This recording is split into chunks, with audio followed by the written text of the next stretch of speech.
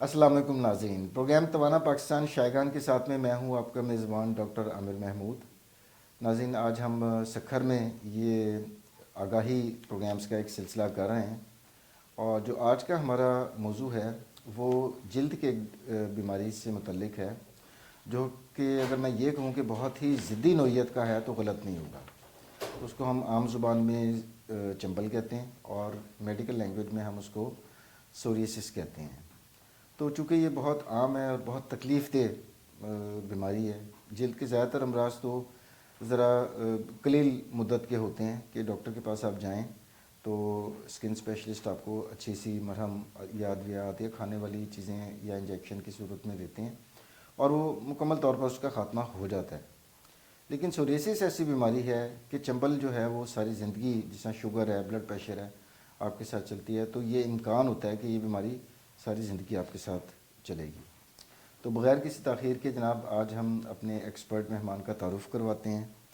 जनाब डॉक्टर निसार अहमद महर साहब consultant dermatologist हैं और स्किन क्लिनिक के नाम से सखर में अपनी प्राइवेट प्रैक्टिस कर रहे हैं। डॉक्टर साहब, वेलकम टू द शो।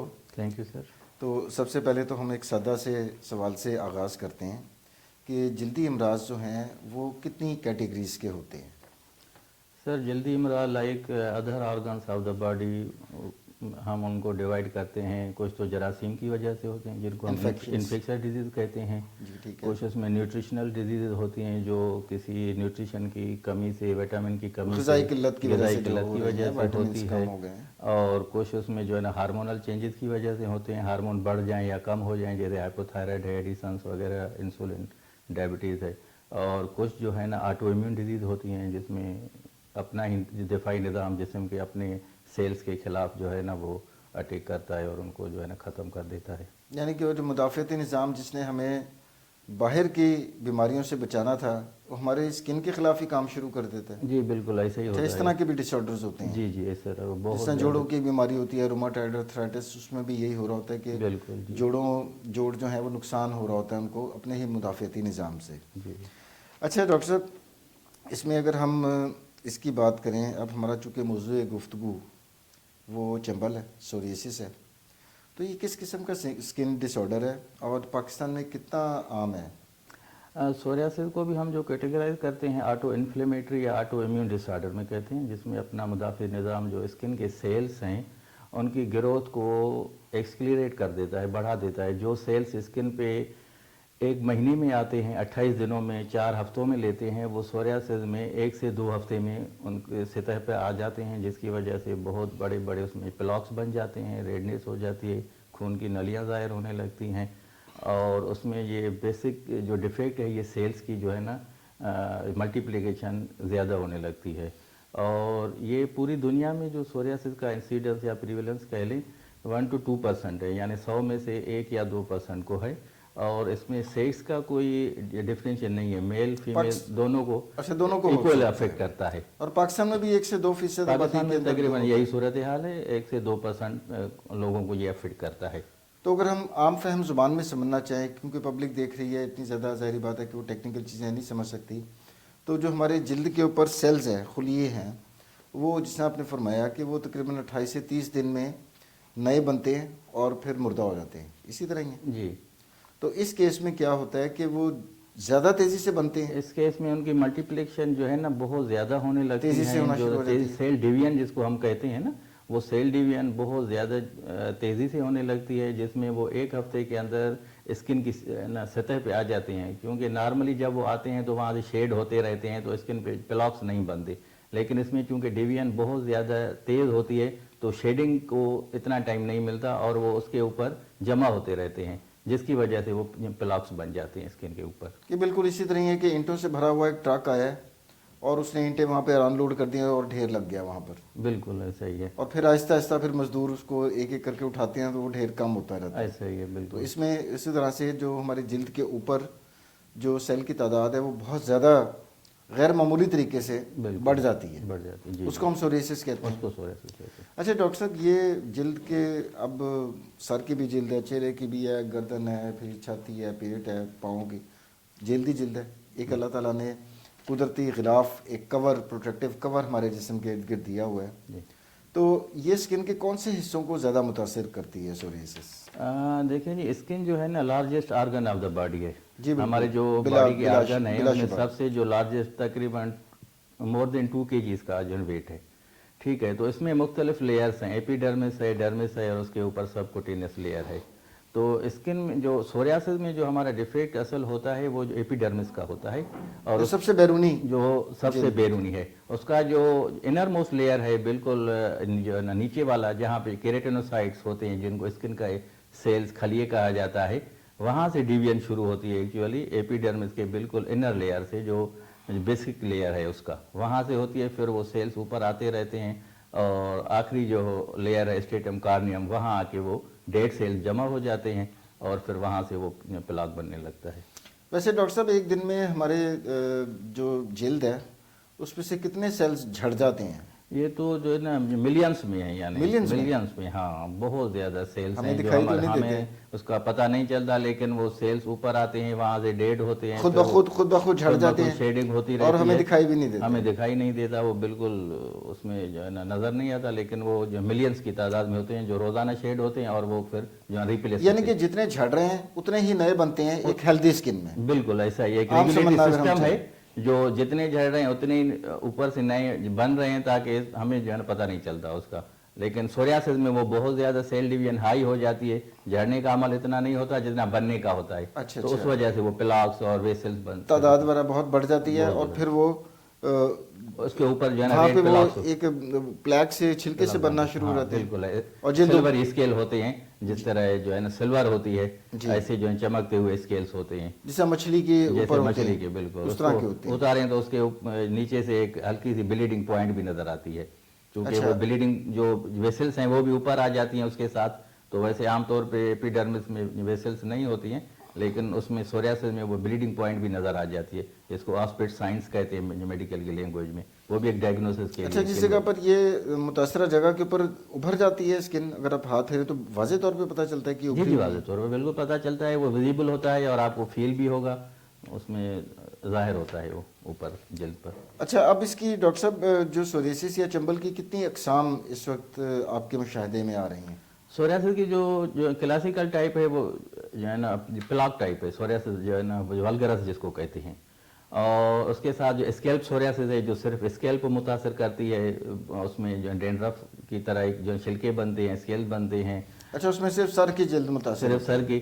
اور اسی طرح جو نیل سوریاسس ہے جس میں صرف نیل کو سوریاسس افیکٹ کرتی ہے, اور باڈی آرگن ہے, نیل میں جو پٹنگ ہوتی ہے, نیل جو تھک ہو جاتے ہیں, اور اس کے اندر جو ہے نا ڈیبرس بننا شروع ہوتا ہے. اور اس کے ساتھ جو ہے نا سوریاٹک آرتھرائٹس ہے جو صرف جوائنٹس کو انوالو کرتی ہے, جوائنٹ پین ہونے لگتے ہیں, ہینڈس کے جوائنٹ ہیں, فیٹ ہے, نی ہے, فنگرز کے. اور ایک ایتھروڈرمک سوریاسس ہوتی ہے جس میں پوری اسکن جو ہے نا لال ہو جاتی ہے, پورا باڈی پوری اسکن جو ہے لال ہو جاتی ہے, 95% سے مور یعنی زیادہ پورا جسم لال ہو جاتا ہے. اور وہ ایک ایمرجنسی کنڈیشن ہے جس کو جو ہے نا ایڈمٹ کرنا چاہیے پیشنٹ کو ہاسپٹل میں, کیونکہ اس کے کمپلیکیشن بہت زیادہ ہیں. وہ رینل فیلور میں جا سکتا ہے, ہارٹ فیلور میں جا سکتا ہے. تو اس کو کور کرنے کے لیے وہ ایک ڈرمیٹالوجی میں ایمرجنسی کہلاتی ہے. اور اس کے ساتھ جو پسٹیولر سوریاسس ہوتی ہے جس میں چھوٹے چھوٹے پسٹیولز پس والے بنتے ہیں, اور پیپ پڑی ہوتی ہے. اور اس کے ساتھ کچھ سوریاسس کے ٹائپ ایک ایسا ہے جس میں پامو پلانٹر, یعنی ہاتھ کی جو ہے نا ہتھیلیاں اور پاؤں کے تلوے وہ جو ہے نا متاثر ہوتے ہیں, وہ تھک ہو جاتے ہیں, پامو پلانٹر سوریاسس کو کہتے ہیں. اور ایک سوریاسس جو انورس بھی ہوتی ہے, ویسے سوریاسس ایکسٹینسر کو متاثر کرتی ہے جو ہمارے یہ نیز اور ایلبو ہے. لیکن کچھ کیسز میں جو ہے نا انورس, یعنی وہ بالکل جو باڈی کے فلیکزرس ہیں, جیسے جو ہے نا گروئن ایریا ہے, وہاں پہ متاثر کرتی ہے. وہ بھی ایک سوریاسس کی قسم ہے. بہت ساری قسمیں ہیں, یعنی وہ بہت مختلف. لیکن آپ نے اس میں فرمایا کہ پلیک سوریاسس جو ہے وہ زیادہ ہے, وہ کامن ہے, ٹپیکل وہ ہے زیادہ پلاک سوریاسس. جی. تو اس میں جلد کے کون کون سے حصے متاثر ہوتے ہیں؟ اس میں جو ہے نا اسکیلپ متاثر ہوتی ہے, اور نیز زیادہ تر, نیز ہمارے گھٹنے اور کونیوں یہ زیادہ, اور لوور بیک وہاں پہ زیادہ پلاکس بڑے بڑے بننے لگتے ہیں. اچھا, آپ نے جس طرح فرمایا ڈاکٹر صاحب کے دیکھنے میں وہ بالکل سلور سے کلر کے وائٹ سے پیچز بنتے ہیں, اور جو ابھرے بھی ہوتے ہیں. یہ تو ہو گئی کہ دیکھنے کی حد تک ہے. مریض کو کیا علامات محسوس ہو رہی ہوتی ہیں اس کی وجہ سے؟ मरीज ये कंप्लेंट करेगा कि मुझे इसमें बहुत ज़्यादा खारिश हो रही है और हीट मैंने उसमें महसूस करेगा कि मेरे जल्द बहुत ज़्यादा गर्म रहती है, और उसके अलावा जो है ना वो कभी जॉइंट पेन के साथ भी कंप्लेंट कर सकता है अगर जॉइंट को इन्वॉल्व कर रही है, और सर में अगर होगी तो उसको बहुत ज़्यादा खुश्की, डेंड्रफ और कभी कभी हेयर लॉस भी होता है। अच्छा, यानी कि पेनफुल या जिसे कहते हैं खारिश भी इसके साथ वो है। हाँ, खारिश होती है। तो खारिश की तो डॉक्टर साहब एक और भी बड़ी मशहूर बीमारी है स्केबीज, तो उससे फिर हम किस तरह फ़र्क पता चलेगा कि स्केबीज है या ये सोरियासिस है? इसके भी तो एक इन्फेक्शियस डिजीज है जिसको हम एक दफ़ा ट्रीट करते हैं तो वो दोबारा रिकरेंस नहीं होती, और वो फैमिलीज में एक दूसरे से लगने वाली कंटाजियस है, ये लगने वाली नहीं है। और दूसरी ये अहम पॉइंट की तरफ आपने इशारा किया कि एक से दूसरे को नहीं लगेगी। नहीं लगती, ये कंटाजियस नहीं है, लेकिन इसके भी तो हाईली कंटाजियस है। वो तो अमूमन जब भी पेशेंट आता है कहता है मेरे साथ दूसरों को भी है, वो क्लियर हिस्ट्री देता है। लेकिन सोरियासिस में ऐसा नहीं, पेशेंट को सालों से ये बीमारी होती है, कभी नहीं कहेगा कि मेरे बच्चे को या मेरी वाइफ को या किसी और को भी फैमिली मेंबर को अफेक्ट करता ही है। अच्छा डॉक्टर साहब, यहाँ पर जो है वो शऊर का भी फुकदान है, लोग इतने पढ़े लिखे भी नहीं हैं, लोग बड़े खौफजदा भी हो जाते हैं। तो जिस आपने बताया है कि उसकी जो अलामात हैं उससे तो बड़ा खौफनाक से पिक्चर एक आती होगी ना कि जल्द उभरी भी हुई है और मछली की तरह के सफ़ेद सफ़ेद छिलके भी बने हुए हैं, फ़र्ज़ करें हाथ पे बने हुए हैं, तो लोग तो उस बेचारे से हाथ मिलाने से भी कतराते होंगे। तो ये एक है ये कि मुझे ना लग जाए। मैं सवाल इसीलिए ज़रा आवाम की आगाही के लिए पूछ रहा हूँ ताकि उसको बिल्कुल अछूत ना बना दें लोग। एक सोरियासिस ऐसी बीमारी है जिसमें आपने फरमाया कि उसके मुदाफ़ती निज़ाम की ख़राबी की वजह से हो रही है। बिल्कुल ऐसा ही। तो हाथ मिलाने से या उसके साथ रूटीन का जो मेल जोल है वो रखने से, इवन के हस्बैंड को अगर है तो वाइफ को तो नहीं हो जाएगी? नहीं, ठीक है ना? ऐसा ही है। तो ये मैं चाह रहा था कि इसको ज़रा थोड़ा सा आप वाजे कर दें कि इससे लोगों को ख़तरा नहीं होता है। हाँ, रूटीन के मेल जोल से या हाथ मिलाने से। ये आपके प्रोग्राम के तवज्जो से हम लोगों को बताना चाहूँगा ये चीज़ कि जो सोरियासिस है वो कंटाजियस यानी एक दूसरे से लगने वाली नहीं है, इसीलिए इसमें लेकिन सोशल स्टिग्मा बहुत पाया जाता है। एक किस्म की जैसे ना उनसे अजीब किस्म की कराहत फील करते हैं, और पेशेंट भी तो कहते हैं कि लोग हमसे ज़्यादा मेलजोल नहीं रखते, दूर हमें करीब नहीं आने देते, और उनको आप इम्पेक्ट पड़ता है उनकी फैमिली लाइफ पे, उनकी सोशल लाइफ पे, उनकी फ्रेंडशिप पे। वो कम्युनिटी में मूव करते हुए डरते हैं, और ज़्यादा फंक्शंस में और ऐसी जगहों पे पब्लिक जो इशू होते हैं, ये इस तरह के जो प्लेसेस, वहाँ जाने से वो लोग जो है ना ज़रा जो है ना अवॉइड करते हैं। लेकिन सोरियासिस जो है लगने वाली नहीं है बीमारी, वो उसी बंदे को रहती है। हाँ, ये हो सकता है कि फैमिलीज में रन करती है, एक जेनेटिकल इशू है इसमें, मोरोसियत का है कुछ पर्सन, वो भी एक कंफर्म नहीं है कि जैसे ऑटोसोमल डोमिनेंट या और रिसेसिव दूसरी डिजीज है, लेकिन कुछ केसेस में है कि मोर लाइकली कि जिनके पेरेंट्स को है उनको चांसेस है कि उनके बच्चों में हो सकती है 10 to 20% compare to other population. अच्छा नाज़रीन, डॉक्टर निसार ने बहुत एक अहम नुक्ते की तरफ इशारा किया है कि हमारा जो रवैया होता है आमतौर पर जब हम चंबल के या सोरियासिस के किसी मरीज़ को देखते हैं तो हम बड़ी तहकीर से, बड़ी हकारत से उसको देखते हैं, उसके साथ मिलने जुलने से गुरेज करते हैं। तो काइंडली इस तरह ना किया करें, क्योंकि जिस मरीज़ को हुई होती है वो बेचारा नफसियाती तौर पर बहुत ज़्यादा डिप्रेशन में होता है, तो उसको आपके हौसले की, आपकी हमदर्दी की और आपकी सपोर्ट की ज़रूरत होती है, बजाय इसके कि आप उसको बिल्कुल अलहदा कर दें और वो बेचारा नफसियाती तौर पर एक बीमारी तो जल्द की है और दूसरी उस बेचारे को दिमाग की बीमारी भी लग जाए। इसी तरह ही ना डॉक्टर साहब, और ये पेशेंट ही आपको आके बताते होंगे कि जनाब हम जहनी तौर पे बड़े परेशान हैं, बहुत वो डिप्रेशन में चले जाते हैं, एंग्जाइटी, और उसके बाद जो ना वो डिप्रेशन में चले जाते हैं। अच्छा डॉक्टर साहब, इसको तशखीस करने के लिए कौन कौन से टेस्ट हम करते हैं? ये आया के देखने से ही पता चल जाता है? वैसे सोरियासिस यूजुअली जो है ना क्लिनिकल डायग्नोसिस है, यानी देखने मरीज के मुआयने से आपको हाँ, पता चल जाता है, उसकी हिस्ट्री से, उसके फिजिकल एग्जामिनेशन से और उसकी जो कंप्लेंट्स हैं उनसे वो क्लियर कट है। लेकिन अगर कहीं कहीं डाउट होता है, कुछ दूसरे स्किन के डिसऑर्डर्स भी उसके साथ मिमिक करते हैं, तो डिफरेंशियल डायग्नोसिस में उनको रख के फिर अगर उनको फाइनल डायग्नोसिस कंफर्म करना हो तो फिर स्किन बायोप्सी लेनी पड़ती है, जो पैथोलॉजी लेबॉरेटरी में भेजी जाती है, जहाँ से फिर उसकी कंफर्म डायग्नोसिस के हिस्टोलॉजिकल फीचर्स जो हैं वो उसमें वो बताते हैं कि एपिडर्मिस डर्मिस में किस तरह की चेंजेस है, जिससे और ज़्यादा कंफर्म हो जाता है फिर। तो ये जो बायोप्सी है जिसमें स्किन का एक थोड़ा सा नमूना लेकर लेबॉरेटरी में टेस्ट करने के लिए भेजा जाता है, ये सहूलत पाकिस्तान में बासानी दस्तयाब है तमाम लोगों को? मतलब लेबॉरेटरी वगैरह में टेस्ट वगैरह हो जाते हैं आराम से, या ख़ास मतलब बड़े शहरों के अंदर ही भेजना पड़ता है उनको? नहीं, ये तो एक आम रूटीन सी जो है ना प्रोसीजर है, रूटीन का है। जिसमें अपनी क्लिनिक में ही हम लोग उसका एक छोटा सा टुकड़ा लेके ना, एक पंच बायोप्सी होती है जिसमें एक पंच का एक वो होता है इंस्ट्रूमेंट, उससे हम कर लेते हैं, या इंसिशनल बायोप्सी करके उसके थोड़ा सा टुकड़ा निकाल के वो आराम से कहीं भी हो सकता है। उसके लिए कोई ज़्यादा टेक्निक या कि बड़ी सेटअप की ज़रूरत नहीं है।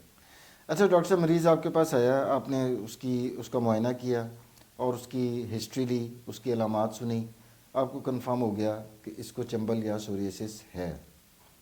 अब उसका तरीका इलाज क्या है?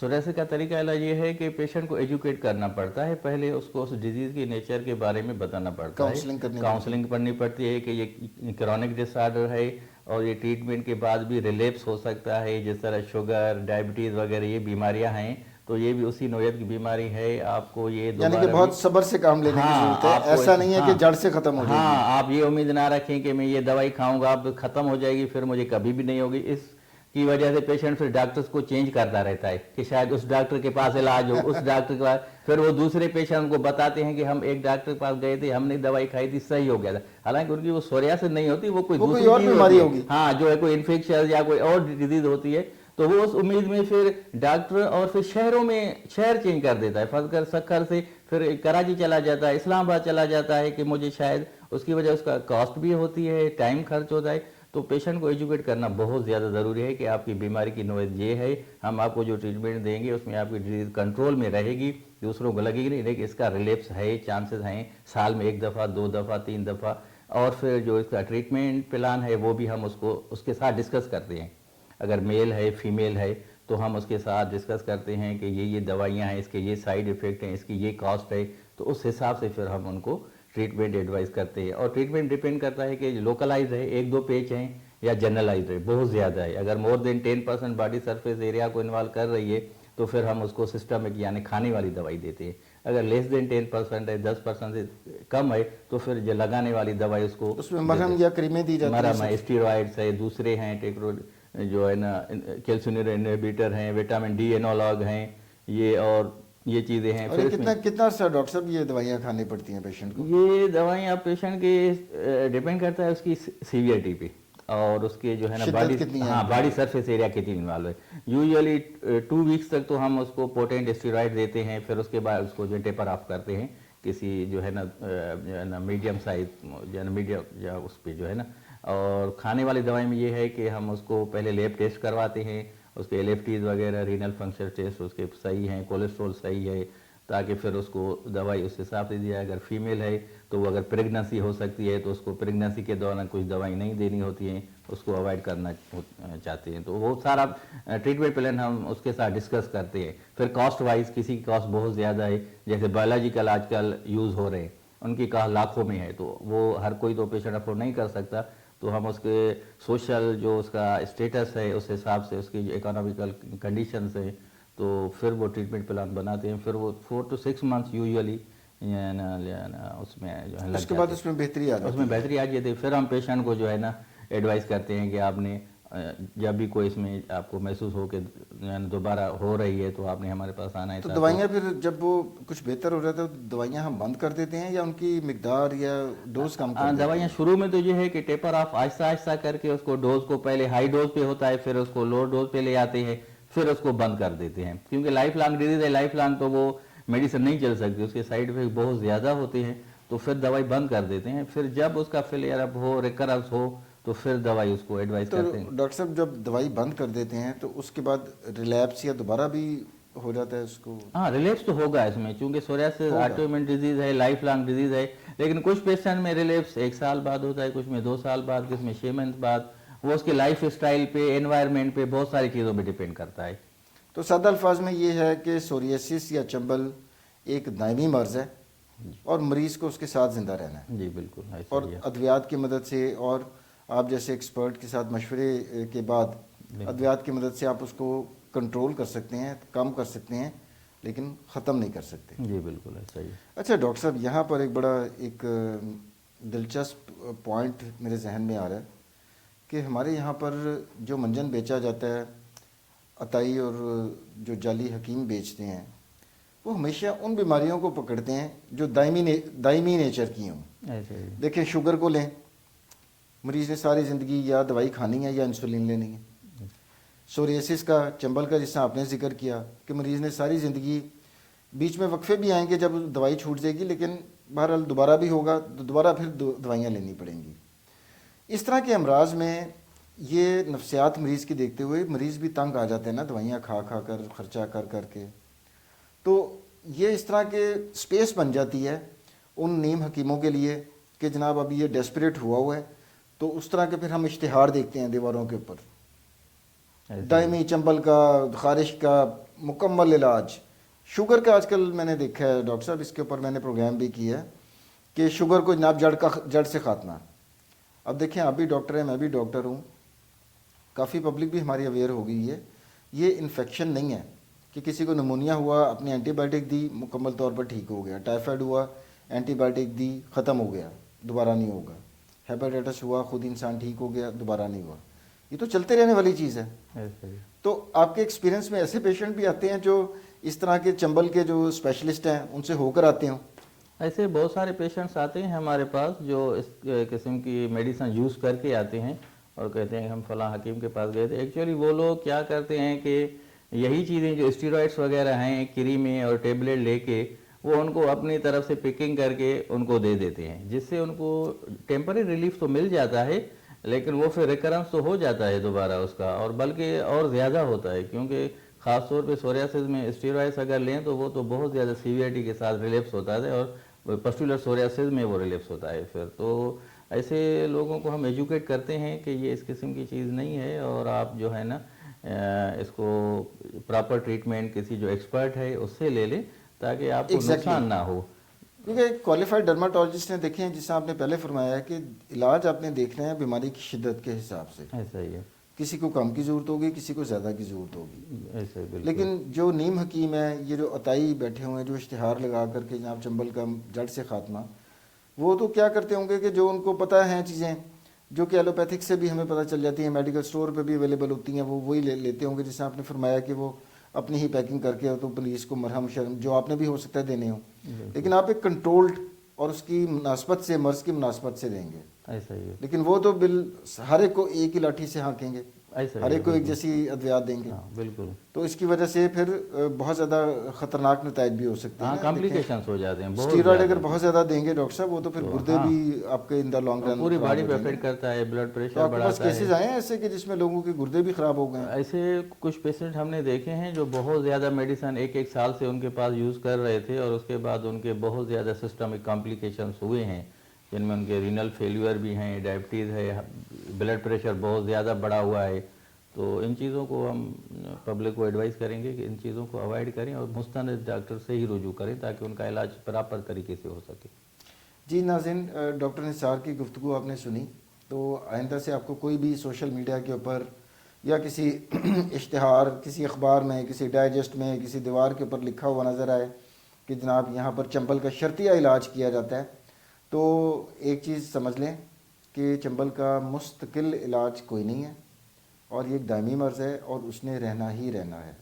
ہاں, اس کی شدت میں کمی لائی جا سکتی ہے ادویات کی مدد سے, لیکن اگر کوئی یہ دعویٰ کرتا ہے کہ وہ مکمل طور پر اس کا جڑ سے خاتمہ کر سکتا ہے تو وہ جھوٹ بول رہا ہے. اس طرح کا فریب اور دھوکے میں آنے کی ضرورت نہیں ہے. اچھا ڈاکٹر صاحب, اب ہم آتے ہیں کہ کوئی ایسی ٹیکنیک ہے کہ ہم مریض کو یہ جو بار بار اٹیک ہو جاتا ہے, فلیئر اپس جن کو ہم میڈیکل لینگویج میں کہتے ہیں, اس کو کم کرنے کے لیے مریض اپنے کوئی لائف سٹائل میں, اپنے طرز زندگی میں کوئی ایسی تبدیلیاں لا سکتا ہے جس سے اس کو فلیئر اپ کم ہو جائیں, بار بار نہ ہو؟ ہاں بالکل ایسا ہی ہے جی. اس میں جو ہے نا پیشنٹ کو ایڈوائز کرنا چاہیے کہ وہ اپنی سیلف کیئر کرے, پراپر ڈائٹ لے اور ایکسرسائز کرے, پراپر ریسٹ کرے, اس کی نیند اچھی ہو, اور اس کے ساتھ ساتھ جو ہے نا میڈیکیشن زیادہ یوز نہ کریں, کیونکہ کچھ میڈیکیشنز ہیں جو سوریاسس کو جو ہے نا بڑھاتی ہیں. اور اس کے ساتھ اگر وہ اسموکنگ کر رہا ہے تو اسموکنگ کو کنٹرول کرے, اسموکنگ کو اوائڈ کرے. اور اگر وہ اوبیز ہے یعنی بہت زیادہ ویٹ اس کا زیادہ بڑھا ہوا ہے تو اس کو ویٹ کو کم کرے, ریڈیوس کرے, اور اس طرح کی لائف سٹائل چینجز کر کے وہ ریلیپسز کو اور سیویئرٹی کو کم کر سکتا ہے. یعنی کہ ادویات پلس جو طرز زندگی ہے, ان دونوں کا کمبینیشن ایک ایکسپرٹ ڈرماٹولوجسٹ کی سپرویژن میں اگر دیا جائے تو یہ لوگ ایک نارمل زندگی گزار سکتے ہیں, اتنا بڑا مسئلہ نہیں ہے. اچھا ڈاکٹر صاحب، اب ہم پروگرام کے اختتام کی طرف بڑھ رہے ہیں، اور میں چاہوں گا کہ ہمارے جو ویورز اور ہمارے ناظرین دیکھ رہے ہیں اس پروگرام کو، ہو سکتا ہے ان بیچاروں میں بھی کوئی چنبل کے مریض ہوں، سوریسس کے مریض ہوں، تو ان کو آپ آج کے پروگرام کے توسط سے ٹیک ہوم میسج کیا دینا چاہیں گے؟ میرا نام ڈاکٹر نثار احمد ہے، میں اسکن اسپیشلسٹ ہوں سکھر میں۔ آج توانا پاکستان شائگان کے تعاون سے ڈاکٹر عامر محمود صاحب کے پروگرام میں مجھے یہ شرکت کا موقع ملا، بہت اچھا لگا، بہت ساری اچھی باتیں ڈسکس ہوئیں جو انشاءاللہ مجھے امید ہے کہ پیشنٹس کو فائدہ دیں گی۔ اس میں مجھے یہ ایڈوائز کرنا ہے کہ پیشنٹس کو جن کو یہ سوریاسس یا چنبل کا مرض ہے، وہ پراپرلی اس کو پہلے ڈائگنوز کروائیں، اچھے ڈاکٹر کے پاس، مستند جو ایکسپرٹ اسکن اسپیشلسٹ ہے اس سے رجوع کریں، اور اس میں جو ہے ان کی پراپر ایڈوائس لیں ان سے، ان کا ٹریٹمنٹ پلان جو بنے اسی کے حساب سے چلیں۔ اپنی طرف سے دوائیں اس میں اچانک بند نہ کریں، کیونکہ دوائی بند کرنے سے اس کے ریلیپسز کے اور سیویئرٹی بہت زیادہ بڑھ جاتی ہے۔ دوائی کو ڈاکٹر کی ہدایت کے مطابق استعمال کریں، اور اپنی طرف سے کوئی مارکیٹ سے لے کر دوائی یوز نہ کریں کسی حکیم سے یا کسی ایسے پرسن آدمی سے جو اس بات کا ایکسپرٹ نہیں ہے۔ اور اس میں آپ لوگوں نے اپنے سوشل لائف کو اچھا بنانا ہے، کیونکہ سوریاسس بہت زیادہ افیکٹ کرتی ہے کوالٹی آف لائف کو، تو آپ نے اسٹریس نہیں کرنی، اسٹریس سے یہ چیز اور بڑھ جاتی ہے۔ اپنی پراپر ڈائٹ رکھیں، ایکسرسائز کریں، ویٹ کو کنٹرول میں رکھیں، اور اپنی خوشحال اور اچھی زندگی گزاریں۔ آخر میں ناظرین، میں ڈاکٹر نثار احمد مہر صاحب کا شکر گزار ہوں تھینک یو۔ کہ جنہوں نے اس اہم جلد کی بیماری کے اوپر اتنے مفید معلومات اتنے سادہ طریقے سے آپ کے سامنے رکھیں۔ امید ہے آپ کو آج کا پروگرام پسند آیا ہوگا۔ اگلے پروگرام تک کے لیے ڈاکٹر عامر کو اجازت دیجیے۔ اللہ حافظ۔